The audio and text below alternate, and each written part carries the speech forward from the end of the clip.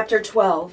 And a great sign appeared in heaven, a woman clothed with the sun, with the moon under her feet, and on her head a crown of 12 stars. She was pregnant and was crying out in birth pains and the agony of giving birth.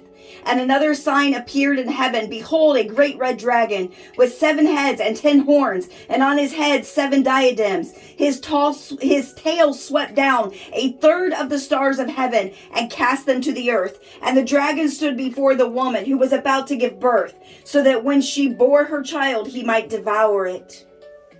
She gave birth to a male child, one who is to rule all the nations with a rod of iron, but her child was caught up to God and to his throne. And the woman fled into the wilderness, where she has a place prepared by God, in which she is to be nourished for 1260 days. Now war arose in heaven, Michael and his angels fighting against the dragon, and the dragon and his angels fought back, but he was defeated, and there was no longer any place for them in heaven.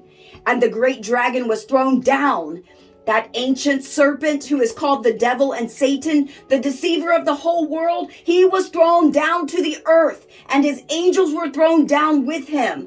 And I heard a loud voice in heaven saying, now the salvation and the power and the kingdom of our God and the authority of his Christ have come. For the accuser of our brothers has been thrown down, who accuses them day and night before our God.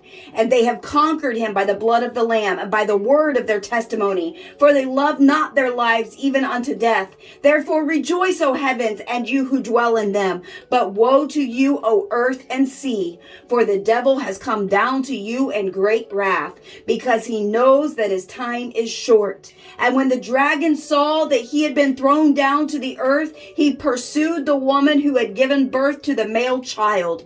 But the woman was given the 2 wings of the great eagle, so that she might fly from the serpent into the wilderness, to the place where she is to be nourished for a time and times and a half a time.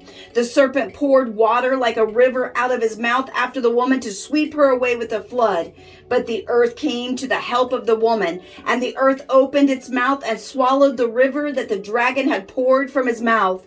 Then the dragon became furious with the woman and went off to make war on the rest of her offspring, on those who keep the commandments of God and hold to the testimony of Jesus. And he stood on the sand of the sea.